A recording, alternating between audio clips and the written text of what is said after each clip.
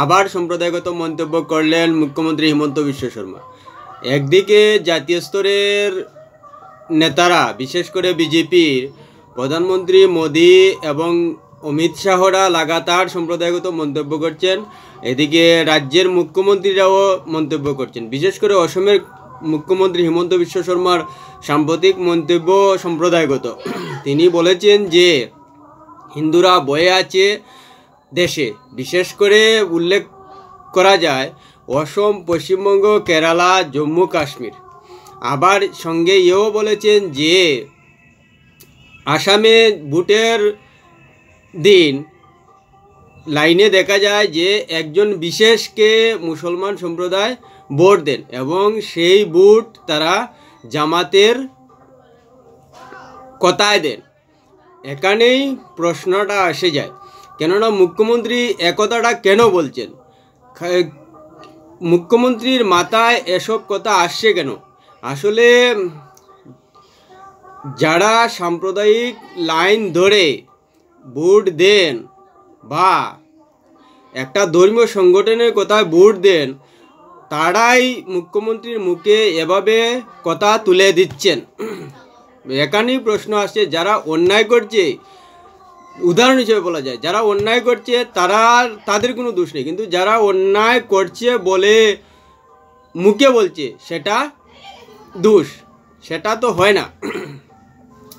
যদি শাসক হোক বা বিরোধী, যদি ভোটাররা এভাবে কোনো ধর্মীয় সংগঠনের কথায় বিশেষ একজনকে ভোট দেন, তাহলে সেটা বিরোধী বা শাসক সেই সুযোগটা কেন ছাড়বে? তাই মুখ্যমন্ত্রী এই সুযোগে বলছেন, এবং এটাই সারসত্য যে সবাই জানে যে মুসলমান ধর্মীয় সংগঠনের কথায় বিশেষ একজনকে ভোট দেন। ওই সেই হিসাবে যদি তুলনায় টানা যায় যে হিন্দু সম্প্রদায়ের মধ্যে সত্র রয়েছে, রামকৃষ্ণ মিশন রয়েছে, সৎসঙ্গ রয়েছে, অযাচক আশ্রম রয়েছে, বৈষ্ণবপন্থী আখড়া রয়েছে, কিন্তু হিন্দুদের ক্ষেত্রে এভাবে বলা যায় না। কেননা সত্র, রামকৃষ্ণ মিশন, সৎসঙ্গ, অযাচক আশ্রম, বৈষ্ণবপন্থী আখড়া তারা কখনো ভোটারদের কাকে ভোট দেবে সে নিয়ে কখনো নির্দেশ দেয় না। যদিও তাদের হিন্দু সম্প্রদায়ের মধ্যে তাদের একটা ধর্মীয় গ্রহণযোগ্যতা রয়েছে, কিন্তু তারা কাকে ভোট দেবে সেই ব্যক্তিগত স্তরে রাজনৈতিক নির্দেশ দেয় না। কিন্তু যেহেতু জামাত দেয় এবং মুখ্যমন্ত্রী জানেন, তাই কথাটা তিনি বলেছেন, যার কারণে সেটাকে সাম্প্রদায়িক বলা যায়। কিন্তু প্রশ্ন হচ্ছে, মুখ্যমন্ত্রীর কথায় তো মুসলমান ভোটাররা বিশেষ সম্প্রদায়কে ভোট দেন না, দেন জামাতের কথায়, যে জামাত বিভিন্ন ভাগে বিভক্ত এবং ধর্মীয় সংগঠন বলে পরিচিত। তাই কথাটা সম্প্রদায়গতভাবে এসেই যাচ্ছে।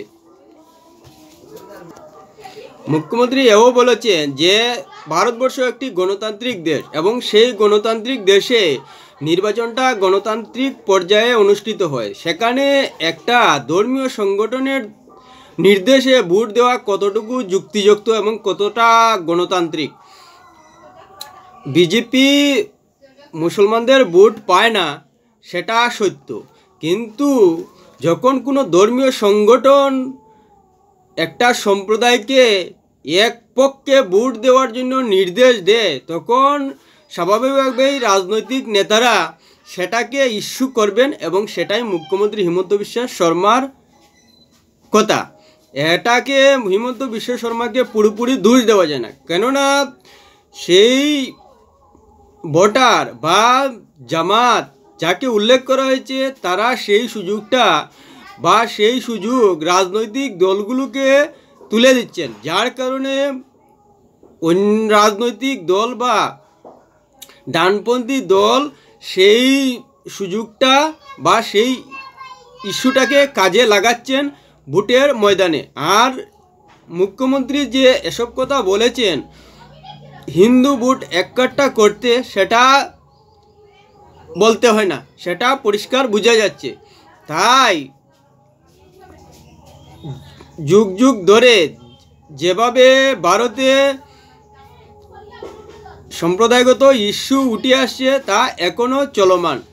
তাই প্রতিটি ভোটারের অবশ্যই কর্তব্য যে নিজের বিবেক এবং বিবেচনায় ভোটটা দেওয়া। কেননা হয়তো যে কোনো ভোটারের দলকে ভালো লাগে না, কিন্তু প্রার্থীকে ভালো লাগে, সেই জন্য ভোট দেন। আবার এমনও হয় যে প্রার্থীকে ভালো লাগে না কিন্তু দলটাকে ভালো লাগে, সেইভাবে ভোটটা দেন। কিন্তু যদি কোনো ধর্মীয় সংগঠন নির্দেশ দেন, তখন ভোটারের ব্যক্তিগত পছন্দ অপছন্দ থাকে না, তখন সেই নির্দেশ পালন করতে গিয়ে একতরফা কাউকে ভোট দেওয়া হয়ে যায়। সেটাই কিন্তু সেই পয়েন্টটাই মুখ্যমন্ত্রী হিমন্ত বিশ্ব শর্মা তুলে আনতে চাইছেন এবং ভোটটা বিভাজন হওয়ারও চেষ্টা করা হচ্ছে। ভিডিওটি ভালো লাগলে অবশ্যই কমেন্ট করবেন এবং পরবর্তী ভিডিওতে সাবস্ক্রাইব দিয়ে রাখবেন।